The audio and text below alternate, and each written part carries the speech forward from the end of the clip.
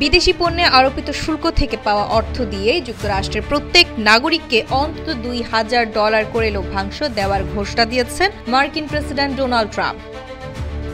রোববার নিজের সামাজিক যোগাযোগ মাধ্যম ট্রুথ সোশ্যালে দেওয়া এক পোস্টে তিনি এ বার্তা দেন। মার্কিন এই প্রেসিডেন্ট আরও লিখেন, যারা শুল্কের বিরোধিতা করে তারা নির্বোধ। আমরা এখন বিশ্বের সবচেয়ে ধনী, সবচেয়ে বেশি সম্মানিত দেশ।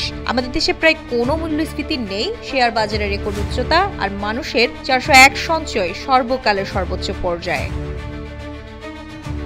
ট্রাম্প আরও লিখেছেন, আমরা $1 ট্রিলিয়ন রাজস্ব সংগ্রহ করছি এবং শিগগিরই যুক্তরাষ্ট্রের $37 ট্রিলিয়ন বিশাল ঋণ পরিশোধ শুরু করব। দেশজুড়ে নতুন নতুন কারখানা ও উৎপাদন কেন্দ্র গড়ে উঠেছে, বিনিয়োগের রেকর্ড তৈরি হয়েছে। এ সময় তিনি জানান, বিদেশি পণ্যের ওপর আরোপিত শুল্ক থেকে প্রাপ্ত আয় থেকে শিগগিরই প্রত্যেক মার্কিন নাগরিককে অন্তত $2000 করে লভ্যাংশ দেওয়া হবে। তবে উচ্চ আয়ের নাগরিকদের এই সুবিধার বাইরে রাখা হবে।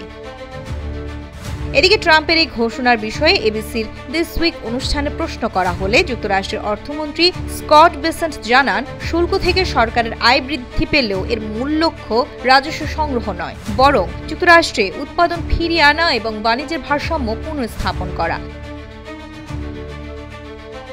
তবে ট্রাম্পের ঘোষিত $2000 লভ্যাংশ বাস্তবে কিভাবে বাস্তবায়ন হবে সে বিষয়ে স্পষ্ট কোনো প্রস্তাব নেই। বেসেন্ট বলেন, আমি এখনো প্রেসিডেন্টের সঙ্গে এই বিষয়ে কথা বলিনি, তবে এই লভ্যাংশ বিভিন্নভাবে নাগরিকদের কাছে পৌঁছাতে পারে, যেমন কর হ্রাস বা কর অব্যাহতির মাধ্যমে। তিনি আরও উল্লেখ করেন, প্রেসিডেন্টের কর সংক্রান্ত এজেন্ডায় টিপস ও অতিরিক্ত সময়ের কাজের উপর কর বাতিলের বিষয়টি রয়েছে, সেখান থেকেও এই আর্থিক সুবিধা আসতে পারে।